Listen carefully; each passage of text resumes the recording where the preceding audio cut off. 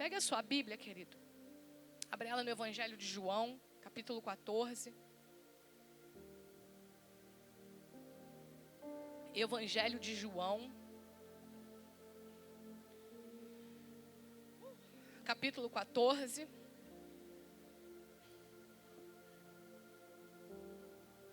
A partir do verso 1.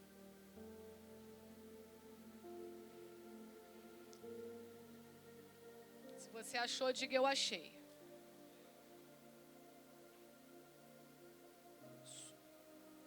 Diz assim: não se turbe o vosso coração.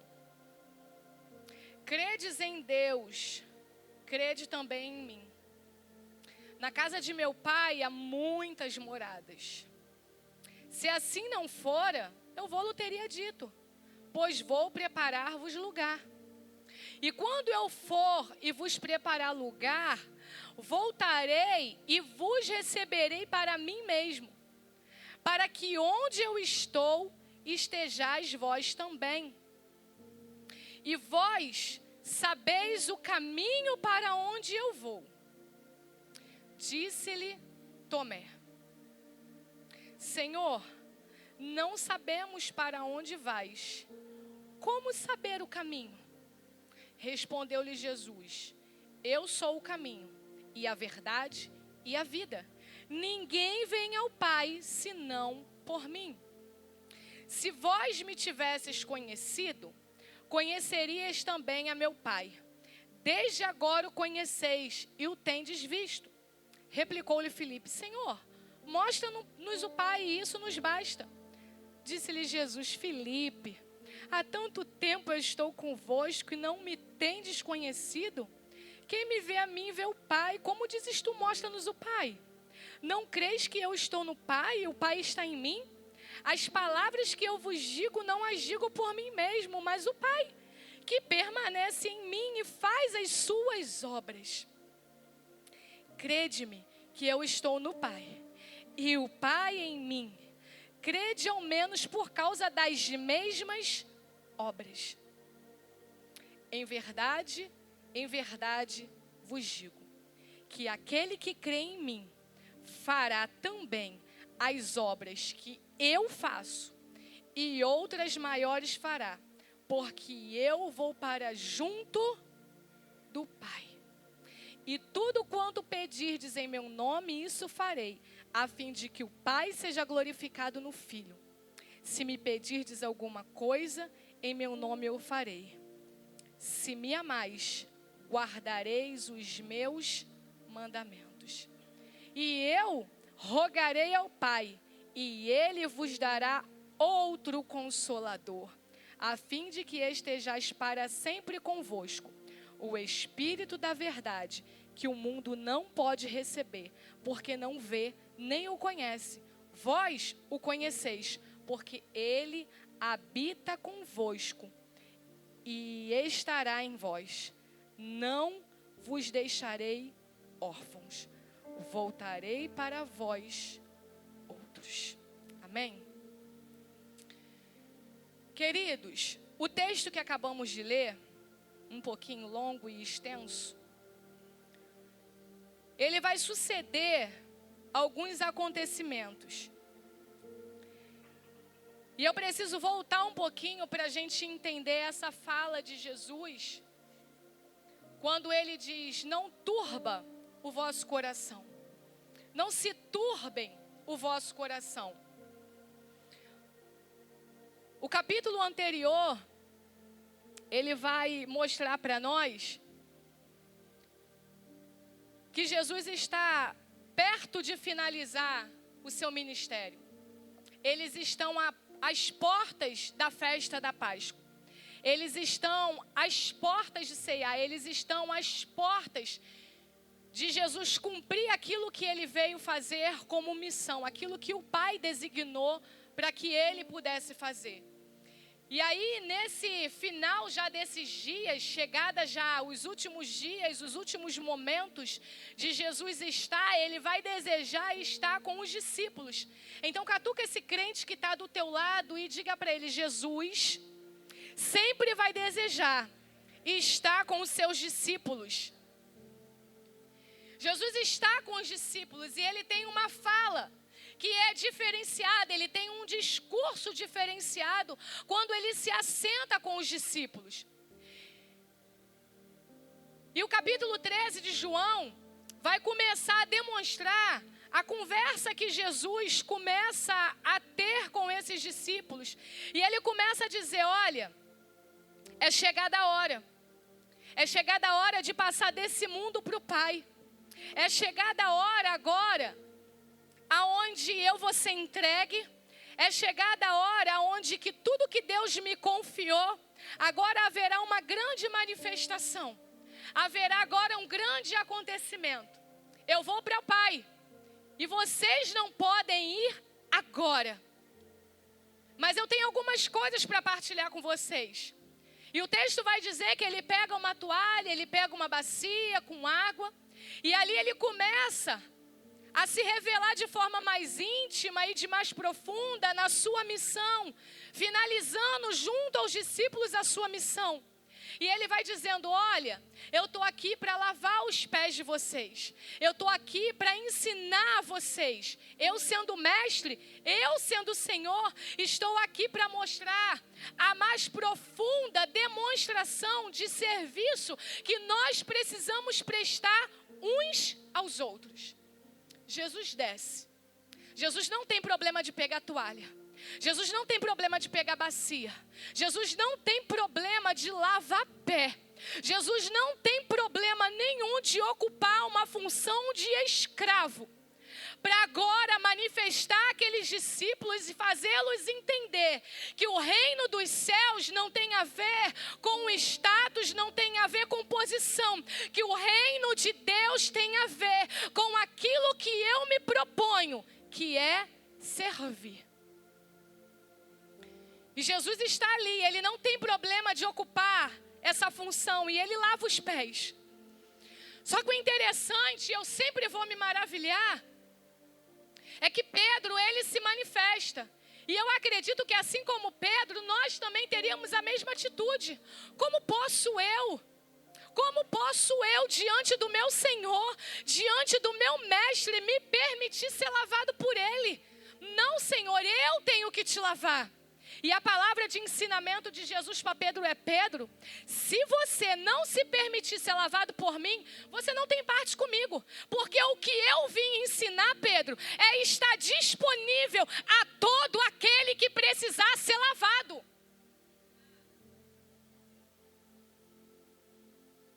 Porque o ensinamento de Jesus sobre lava-pés é nos fazer compreender que lava-pé falava de ser escravo. E por que o escravo lavava os pés? À porta de uma casa. Porque os pés vinham sujos da labuta do dia. Os pés vinham cansados da labuta do dia. E aí está na porta. Você já viu? Pelo menos eu já fiz isso quando chego da rua. Se tiver uma biquinha, uma poça d'água, a gente vai lá, lava o pé, limpa o pé. Qual é a sensação que você tem? Você tem a sensação de que está limpo. E era sobre isso. O escravo na porta, o serviço do escravo era dar aos convidados daquela casa a sensação de limpeza, a sensação de poder se assentar à mesa e estar limpo.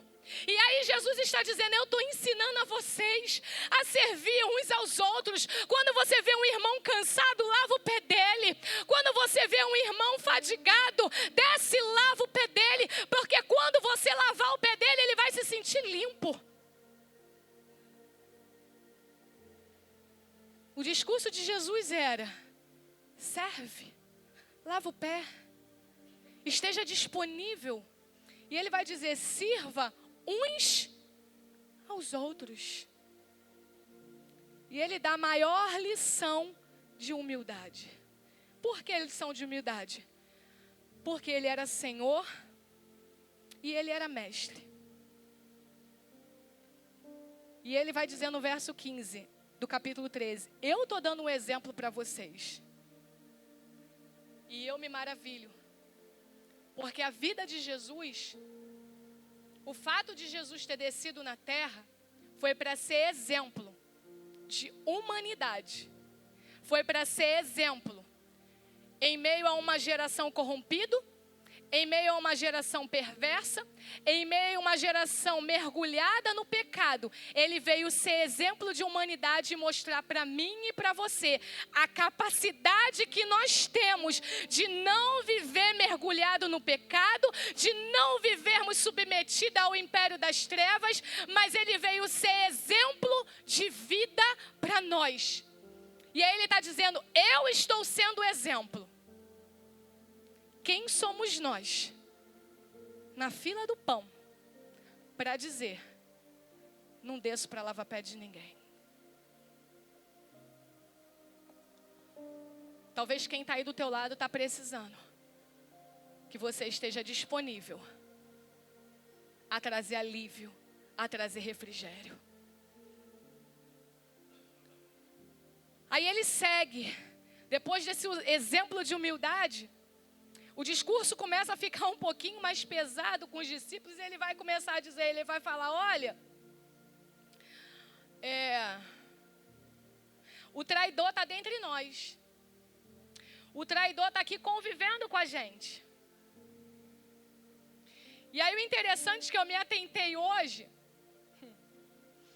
é que Pedro faz sinal para João. O texto vai dizer que João era o discípulo amado, era o único discípulo que tinha coragem e aquela intimidade de recostar a cabeça no peito de Jesus e bater um papo com Jesus. Existem pessoas que são diferenciadas, né? Existem pessoas que nos traz acalento, sabe? Que nos traz descanso. João era esse, João estava ali perto, ele era diferenciado. Aí o texto vai dizer que Pedro faz sinal para ele, pergunta quem é. Mas eu fiquei parada aqui pensando, Pedro é tão impulsivo, tão à frente, tão pronto. Por que ele mesmo não perguntou? Fiquei pensando, por que ele mesmo perguntou? Aí eu pensei, já tomou na cabeça, na lavagem do pé, vou tomar de novo não, vou botar alguém na fila. Pergunta quem é. Eles estavam ali, querendo saber quem é. E João vai lá, reclina a cabeça no peito de Jesus e fala, Senhor, quem é? E Jesus diz, aquele quem eu der um pedaço de pão molhado, é ele.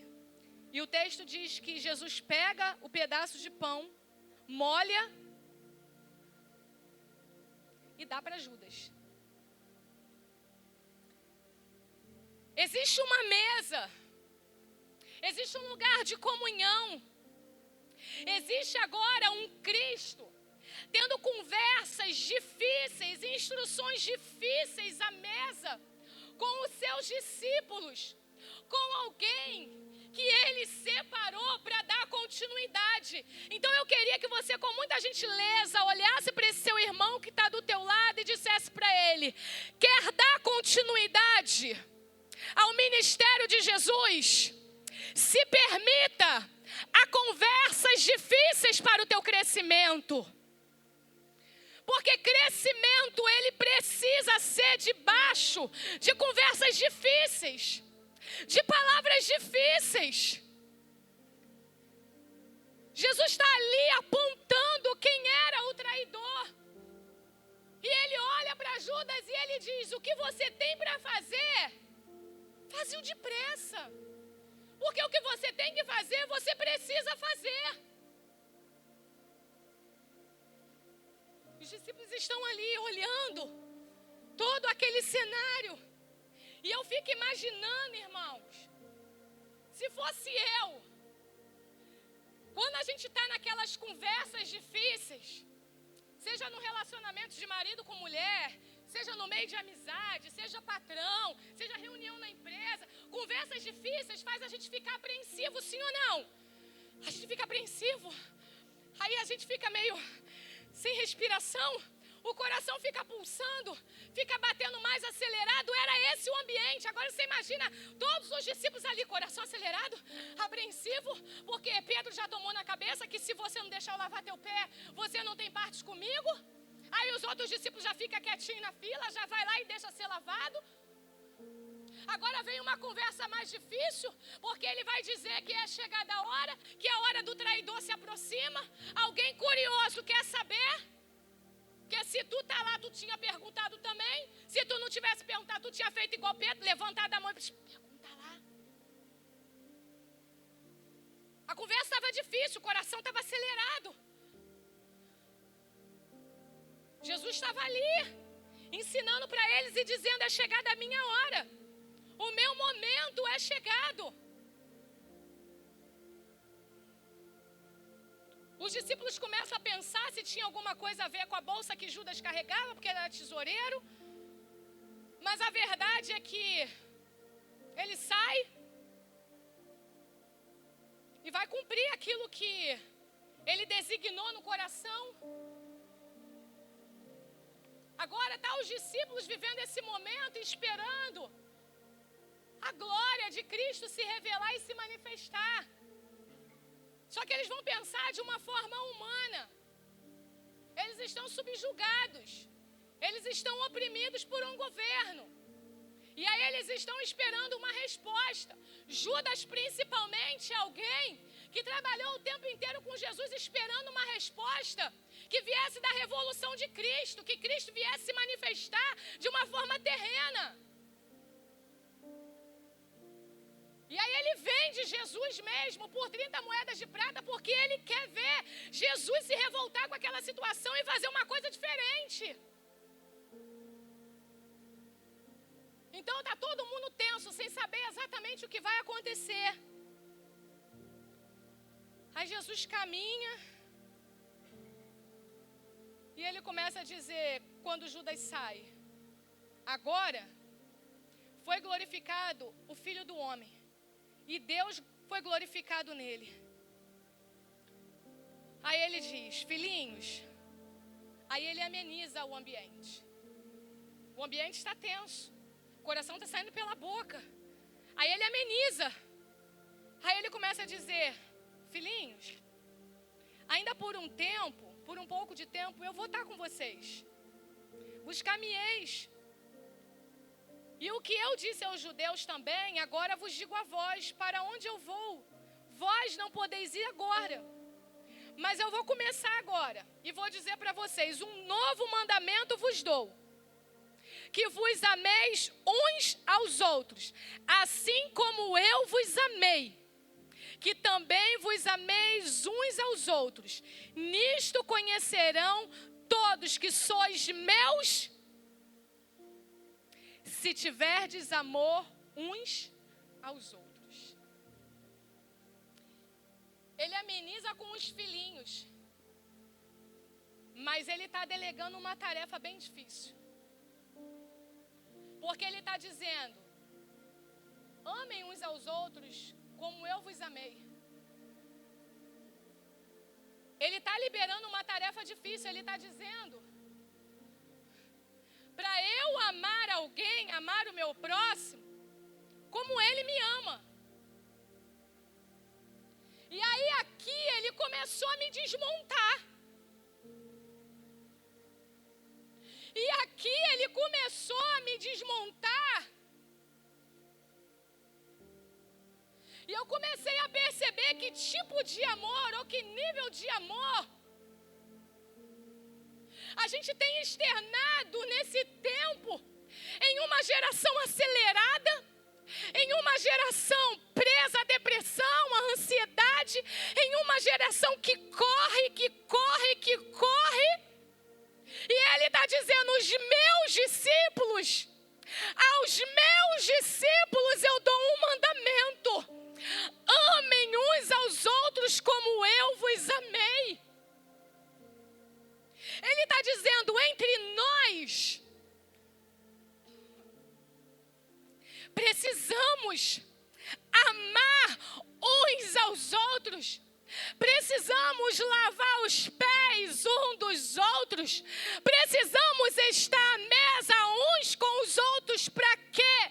Para que possamos nos sentir amados, lavados, fortalecidos, para fazer outros discípulos. Então pega na mão desse crente que está do teu lado e diga para ele: eu preciso te amar mais. somos discípulos.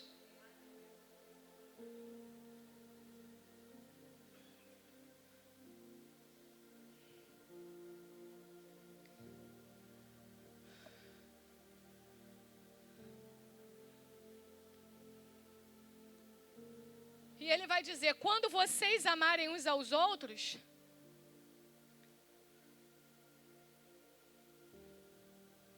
as pessoas ao redor vão conhecer que vocês são meus discípulos, porque vocês são diferenciados. Sabe o que ele está dizendo? Eu amei vocês.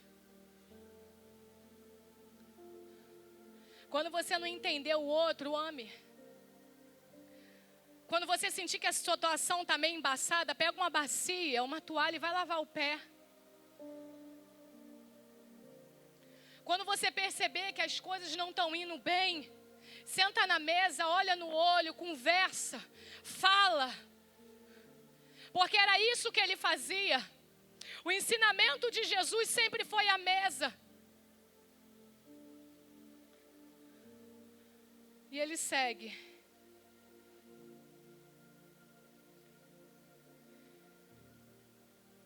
Pedro agora resolve falar de novo. E ele pergunta, Senhor, para onde que o Senhor vai? Jesus responde, para onde eu vou, vocês não podem me seguir agora. Vocês não podem me seguir agora. Mais tarde, porém, me seguirás. Pedro replica. Pedro não tinha problema em tomar na cabeça. Queria era falar, Senhor, por que eu não posso te seguir agora? Se ficasse só até aqui estava bom. Pedro tinha o anseio de demonstrar para Jesus. Sabe, Pedro era impulsivo na sua fala. Só que às vezes nem tudo que a gente fala, a gente consegue cumprir. Porque falar é fácil. Tomar atitude é bem diferente. Já viu aquela história? Você falou, segunda-feira eu começo isso.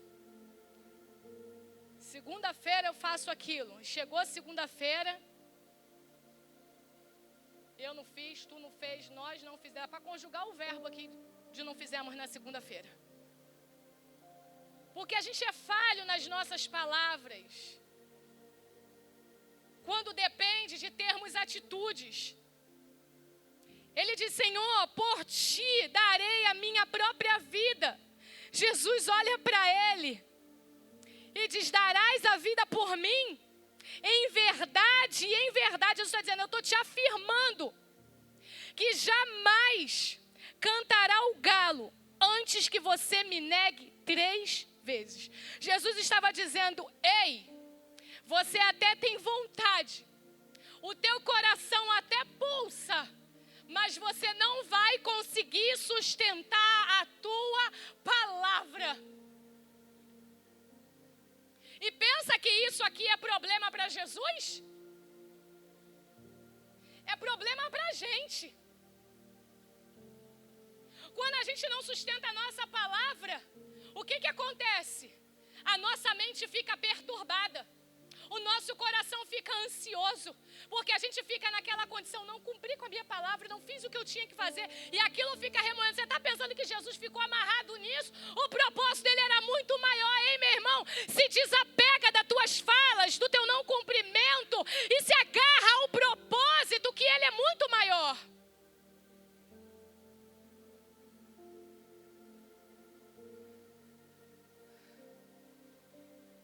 E é nesse cenário que Jesus está vendo, contemplando o coração dos discípulos. E aí ele abre o capítulo 14 dizendo, por que vocês estão com o coração tão turbado? Por que vocês estão com o coração tão angustiado?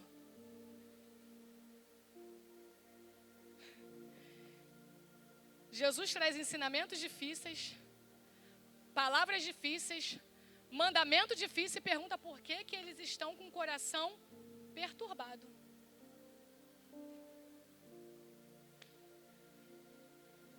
ele está dizendo, não turbem.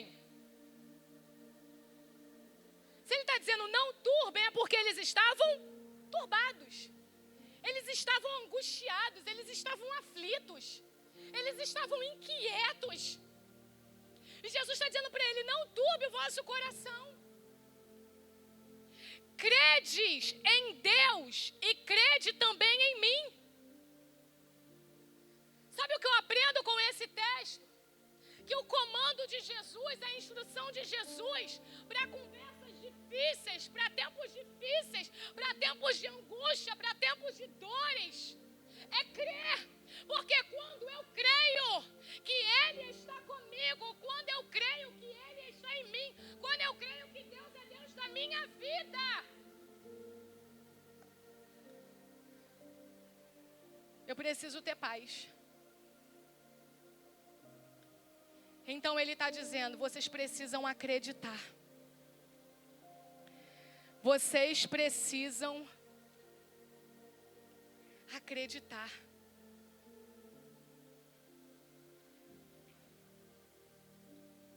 E acreditar fala de certeza.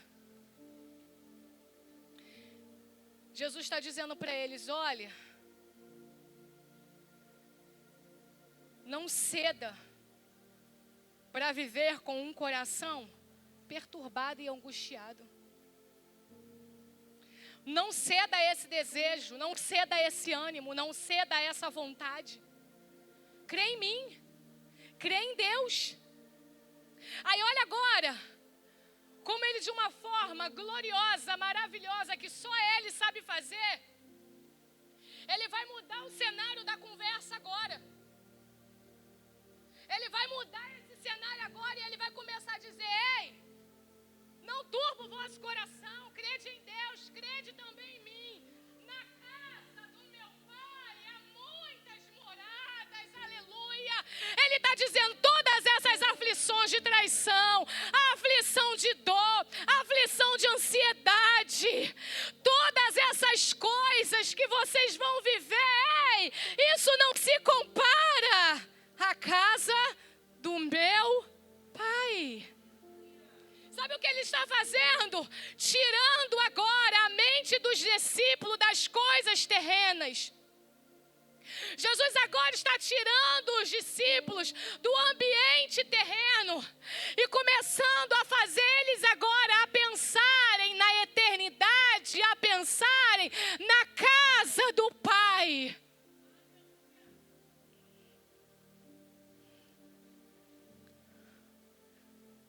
Jesus estava dizendo para eles, todas essas dificuldades, quando vocês chegarem na casa do Pai, acabou.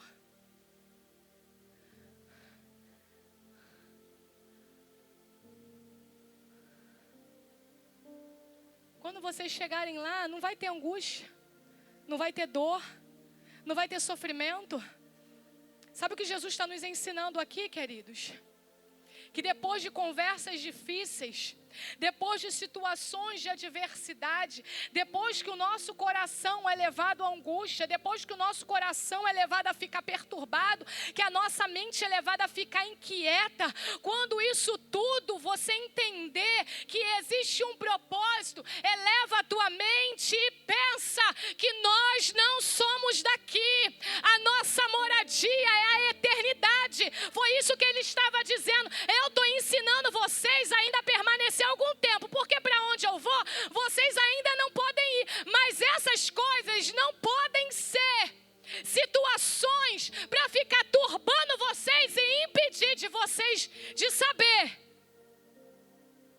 que vocês têm moradia na casa do Pai. Olha para quem está do teu lado e diga para ele, se você precisa de um refrigério hoje, o refrigério é: você tem moradia na casa do Pai. Eu tenho moradia na casa do Pai. Nós temos moradia na casa do Pai. E a moradia da casa do Pai não se compara às turbulências dessa terra.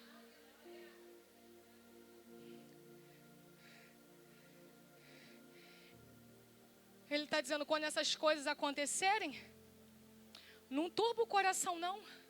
Crê em mim, Crê no Pai. Tenha fé. Começa a pensar na eternidade. Começa a pensar na tua moradia no céu. Começa a pensar que eu sou grande. Começa a pensar que eu sou poderoso. Começa a lembrar que eu sou Senhor.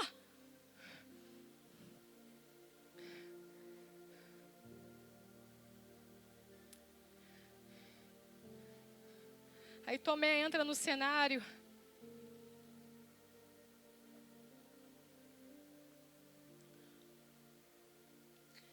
Porque Jesus diz assim: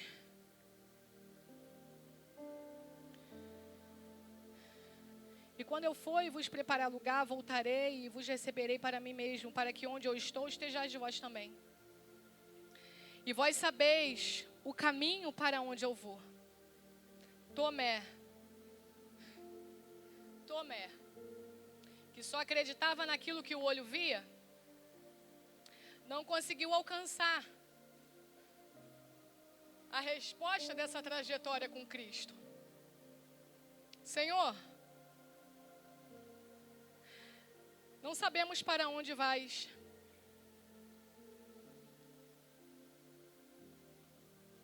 Jesus tinha acabado de dizer: eu vou para o...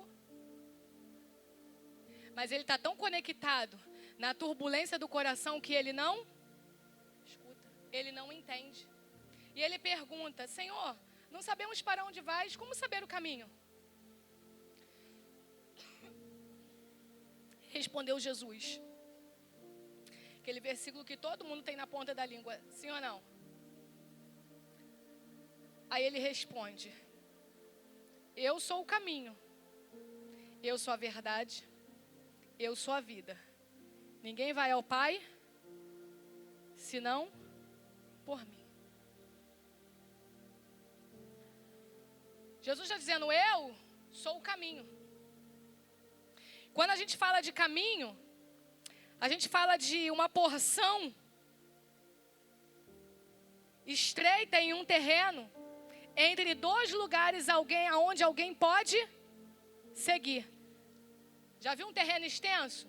Que aí para chegar lá na casa, tem aquele caminhozinho assim, ó. Aí o caminho fica de chão e dos lados vai aquele matinho assim. Você pode ir pela direita para chegar na casa? Pode. Você pode ir pelo matinho da esquerda para chegar na casa? Pode. Mas aquele caminho de chão está demonstrando que aquilo ali é passagem de ida e volta, ida e volta. Tem alguém que passou ali, ida e volta, ida e volta, ida e volta.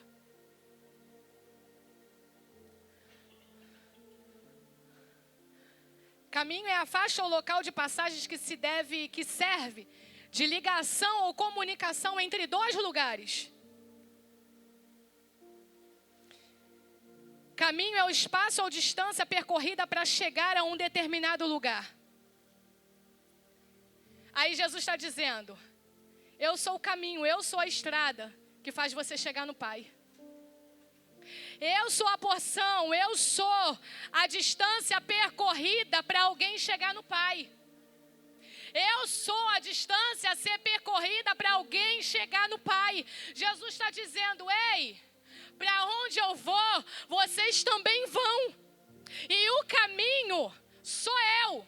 É por mim que vocês têm que passar para vocês conseguirem chegar diante do Pai. E aí quando a gente olha para Jesus se apresentando como um caminho a ser seguido, eu me lembro do texto que ele diz em Lucas capítulo 9, verso 23, que ele diz assim: dizia a todos: se alguém quiser vir após mim, a si mesmo se negue, dia após dia tome a sua cruz e siga-me.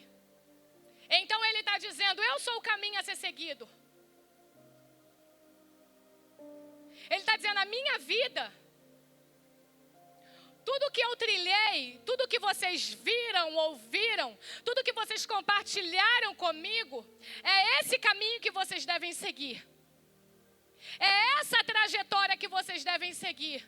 Ele está dizendo: ei, se você quer vir, se você quer conhecer o Pai, tome a sua cruz e negue-se a si mesmo.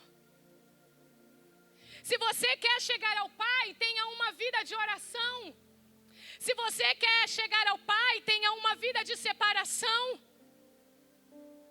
Porque foi exatamente isso que eu vim fazer.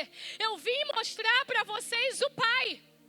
Eu vim mostrar para vocês o caminho excelente que leva vocês para o Pai. E como que a gente chega no Pai? Crendo. Como que a gente chega no Pai? Orando. Como que a gente chega no Pai? Jejuando. Como que a gente chega no Pai? Levando a nossa cruz, enfrentando os desertos e as adversidades da vida. Quando ele fala, eu sou o caminho, ele está dizendo, sigam tudo o que eu fiz. Sigam toda a trajetória que eu enfrentei. Porque se vocês fizerem exatamente tudo que eu fiz e caminhar por onde eu passei, e se vocês estiverem em mim e crer que eu sou o resgatador da alma de vocês, vocês serão levados ao Pai. Eu sou o caminho. Ele diz, eu sou a verdade. Verdade fala daquilo que é original, que tem origem, que é autêntico. E eu fui pensar sobre. E quando a gente fala do que é original e tem uma origem, ele tem uma origem, ele é filho de Deus. E quando fala de autenticidade, ele é reconhecido como legítimo. Ele é reconhecido pelo Pai quando é batizado nas águas. E ele está dizendo, eu sou a verdade. E o Evangelho de João 8,32 vai dizer o quê? E conhecereis a verdade, e a verdade vos libertará. Então ele está dizendo, quer ser livre, ande comigo. Quer ser livre, caminhe comigo.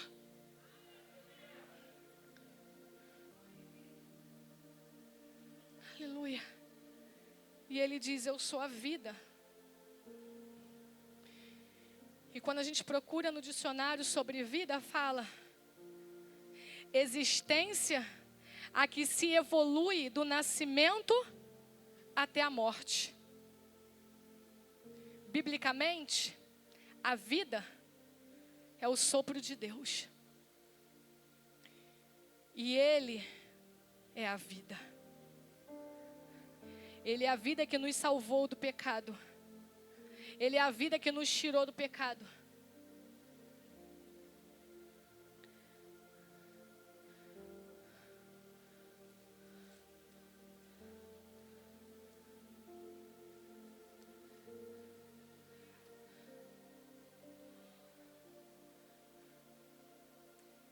João 11, verso 25, verso 26, ele vai dizer, eu sou a ressurreição e a vida. Quem crê em mim, ainda que morra, viverá. E todo que crê em mim não morrerá eternamente. Crê. Aleluia. Jesus está respondendo a pergunta do discípulo. Como é que eu sei para onde o Senhor vai? E ele está dizendo, eu sou o caminho. Tudo que eu construí com vocês, repliquem. Porque se vocês replicarem, vocês estarão no caminho. Eu sou a verdade que liberta. Eu sou a vida que sopra em vocês.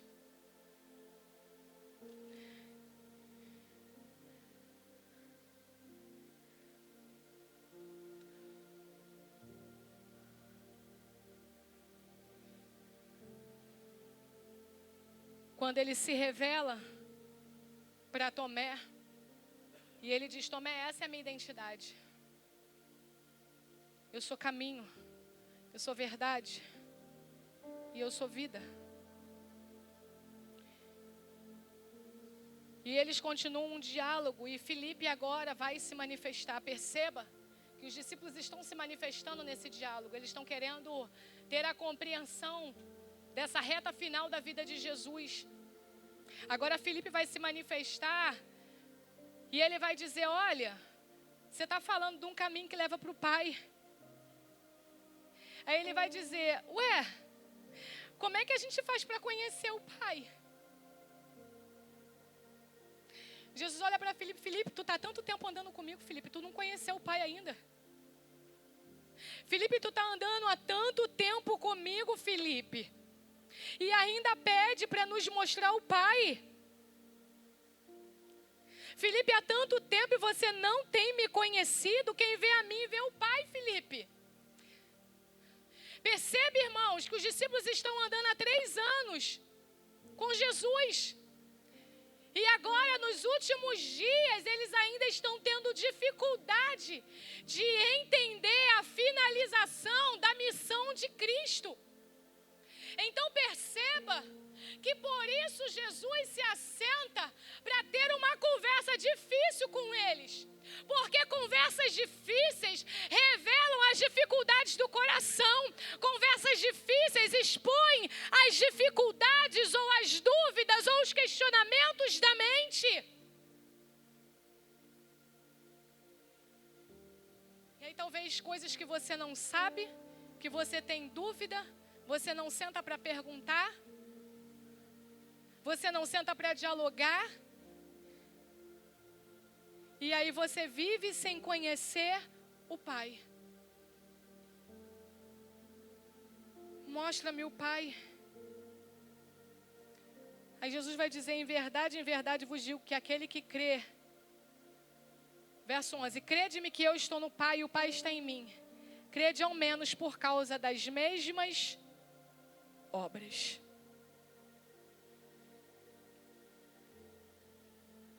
E aqui é o caminho para encerrar, o louvor pode subir.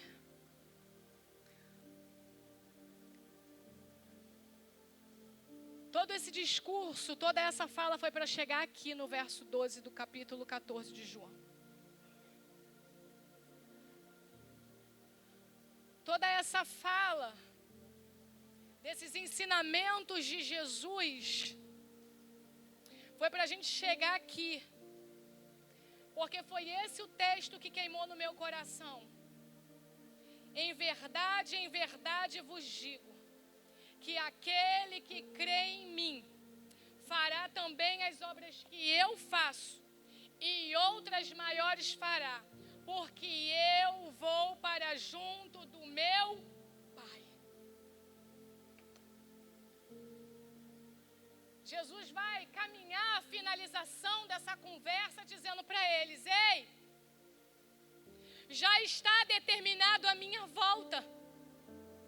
A minha volta para o Pai já está concluída. Agora o que eu preciso, agora o que eu anseio, o que eu afirmo e reafirmo, que aquele que crê em mim,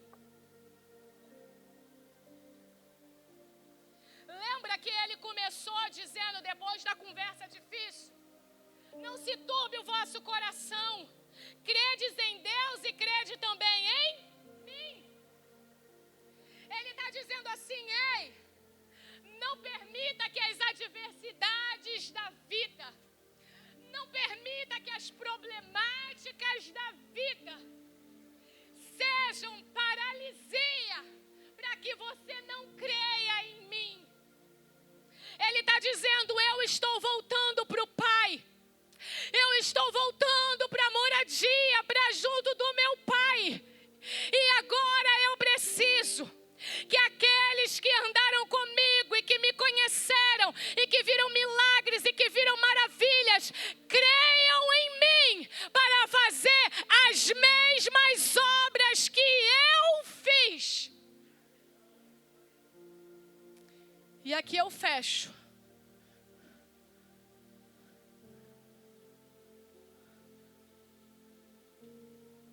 Para a gente finalizar.